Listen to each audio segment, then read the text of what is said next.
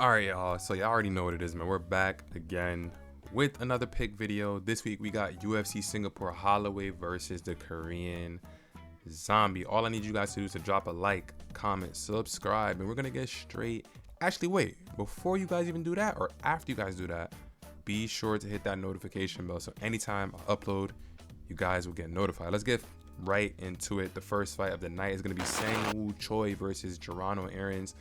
Now, Sang-Woo Choi is an aggressive striker that really relies on his power, really relies on the left hook that he has. And Geronimo Aarons is also a really good striker himself, black belt in judo. And when I think about this fight, I think it's going to just really come down to the aggressiveness of Choi, which will lead to him being in bad positions, and whether or not he decides to actually wrestle against Geronimo Aarons. In Geronimo Aarons' recent fight versus William Gomez, he showed some really poor takedown defense, but he won most of the striking exchanges versus Gomez, who's a great striker himself. So I can just see, Aarons being a little bit more composed here, having a high guard against that left hook, and maybe even possibly being able to finish, Choi in this fight, because Choi just puts himself in too many compromising positions on the striking exchanges, and I think that Aarons can definitely take advantage of that. If Choi does try to heavily wrestle, things could possibly be different, but I think styles make matchups here, and I don't think that Choi is going to be able to really be as controlling with the wrestling as Gomez was versus Aarons. So I'm going to pick Aarons to get this one done. Up next, we got Nai Liang versus JJ Aldridge.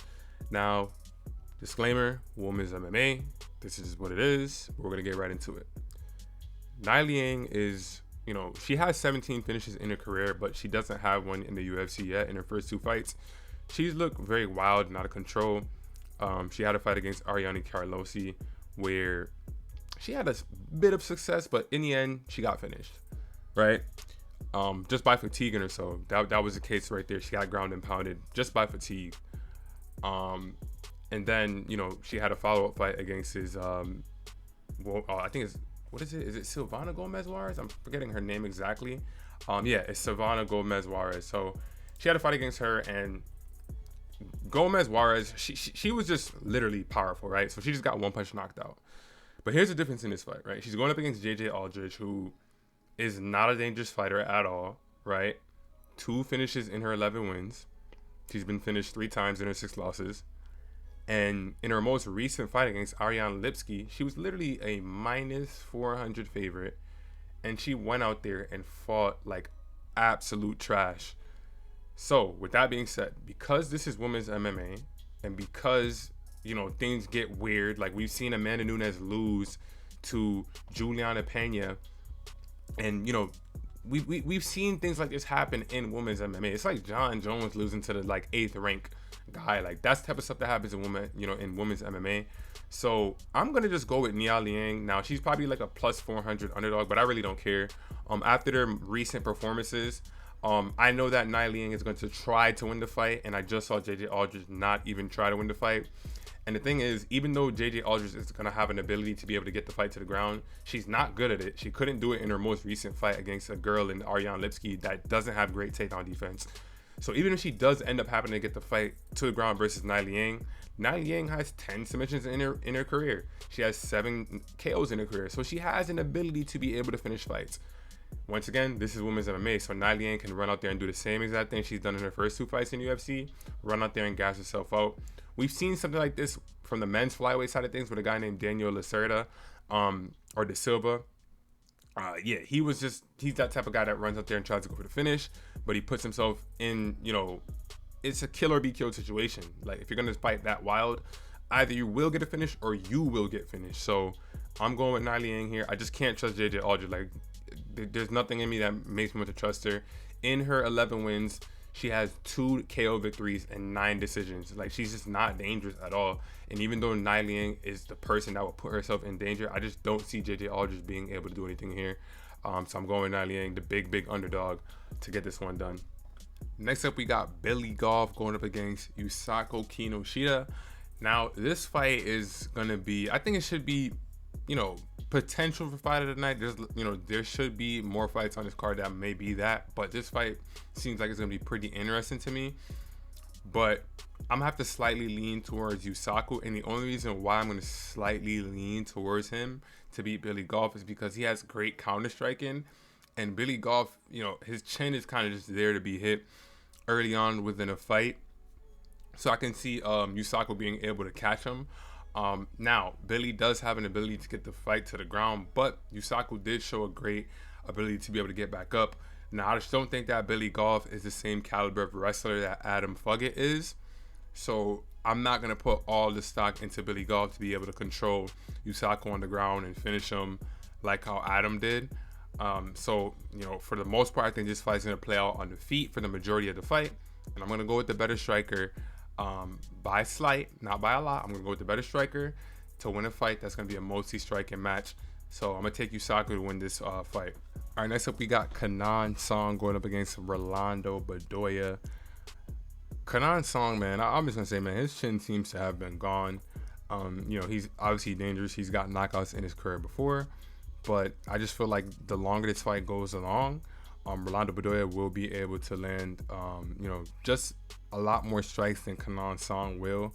The only thing that kind of concerns me about Rolando Bedoya is that I would like to see him kind of pick up the pace just a bit in the earlier rounds and not really wait till the third round to get things going. I feel like he fights as if it's a 5-round fight, and that could spell a bit of trouble against Kenan Song because Kenan Song does hit hard, and if he could land something on Bedoya, which we've seen Bedoya get hit versus Chaos Williams, there's always a possibility that there could be a knockout in favor of Kenan Song. But just the damage he's took in his last 2 fights, I mean, he got stopped really badly by Max Griffin, and then he got stopped really badly by Ian Gary. So I just definitely got to go, roll with Rolando Bedoya to get this one done, land some, more strikes, and be able to hang around in the fight for a lot longer. Because even though Kenan Song had some early success versus Ian Gary, he showed really poor fight IQ by trying to go for a takedown and initiate grappling exchanges. Like, a lot of fighters do this sometimes, or not a lot, but some fighters do it. It just goes to show a really low fight IQ. So him having that type of fight IQ to go for a takedown when he has an opponent hurt, and not understand to capitalize and not really change up what he's doing in the fight, after having success with that, I just can't roll with that. I'd rather roll with Rolando to make the adjustments as the fight goes along and get this one done. Next up we got Chidi Njokuani versus Mikhail Olajaychuk. I'm gonna have to go with Mikhail to win this fight, and the reason being is because this fight is gonna play out on the feet for the majority of the fight. Chidi never really goes for takedowns at all. He has never attempted a takedown in the UFC, and Mikhail is not looking to do that either. So this fight is going to play out on the feet for the most part. Both guys are obviously capable of hurting each other, but Chidi has seen defeat more times than Mikhail has by knockout. Mikhail has seen most of his losses by submission, but once again, Chidi's not going to be any threat to get any submissions on the ground. He has 1 submission in his career. Mikhail lands more strikes per minute, and he's more defensively sound on the feet. He does he does absorb more strikes per minute, but like I said, I'm just gonna have to roll with the guy that has, both of these guys have around the same knockouts. Chidi has 14, Mikhail has 13. But Mikhail's gonna put that pressure on, and he's going to have to do that to close the distance against a guy like Chidi that has a longer reach advantage than he does, is taller than him. And when Chidi starts to get in those flyer fights, he does tend to gas out a bit. So I'm gonna have to go with Mikhail to get this one done. Next up, we got Toshima Kazama versus Garrett Armfield. This is really like a striker versus grappler kind of match. Kazama really does a really poor job of closing the distance. I mean, he closes the distance with his chin pretty much there to be hit. And Garrett Armfield in his recent fight versus Damon Onama, he took that fight on short notice, so it was inevitable that he was gonna end up gassing at some point in that fight.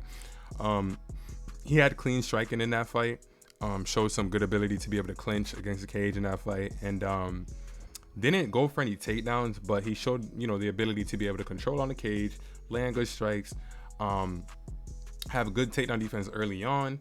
And in the end, he ended up losing the fight specifically because of fatigue, and he ended up being on bottom and ended up getting arm triangle choked. Now Kazama, he had a pretty decent performance on the road to UFC.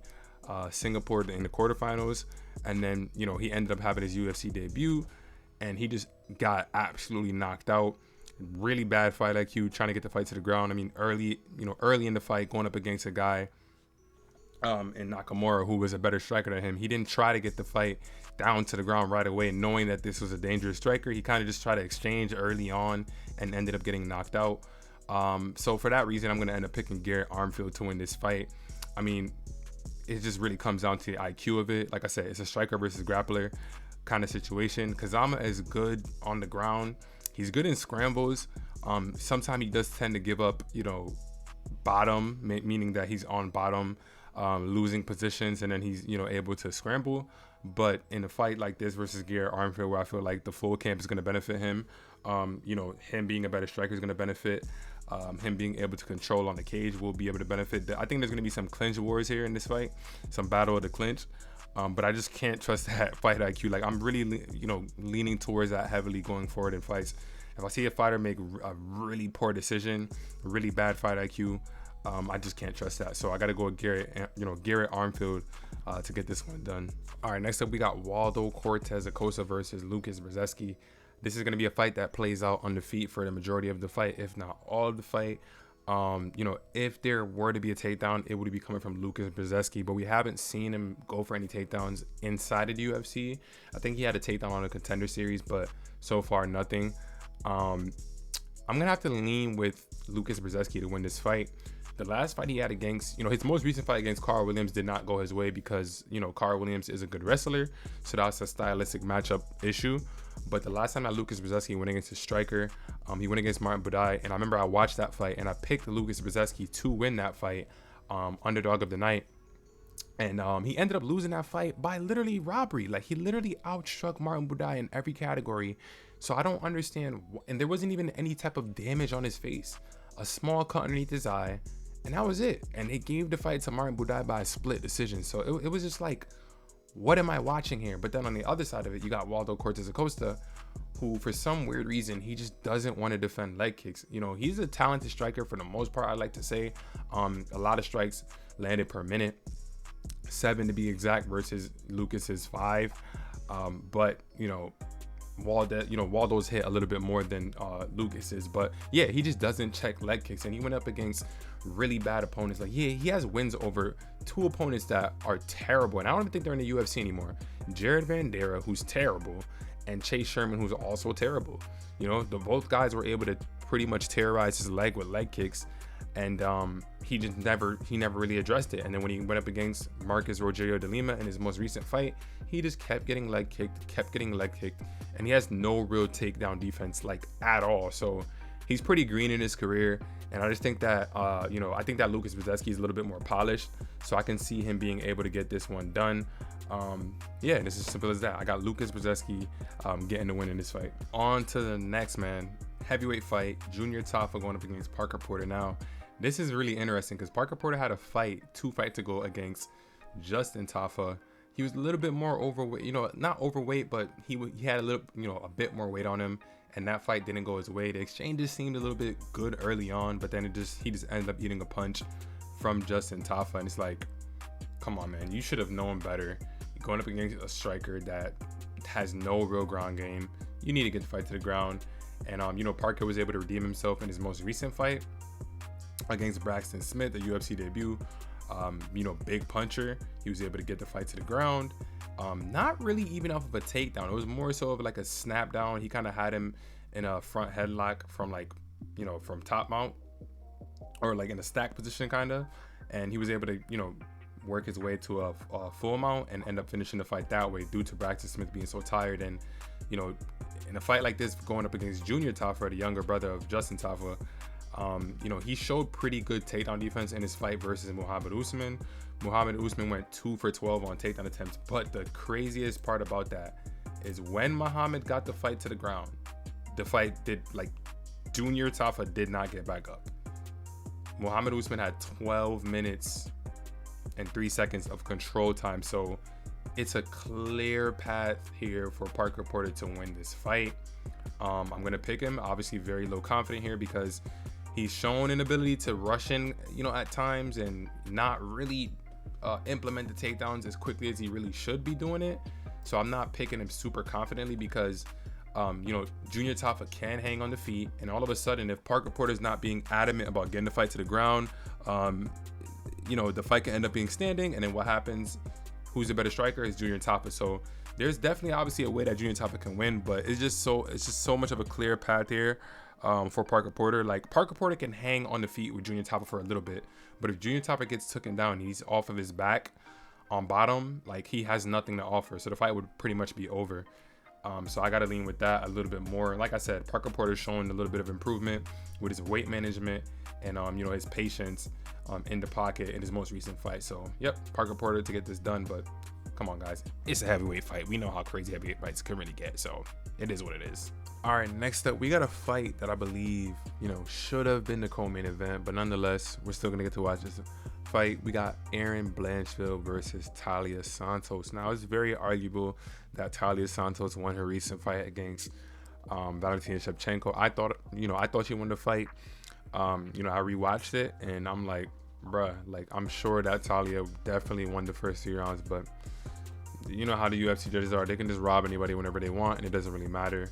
On the other hand, we have Erin Blanchfield, who she really hasn't faced that much competition, if I'm being honest. Her most recent fight was against Jessica Andrade, who, yes, is a former champion, but that was a short notice opponent.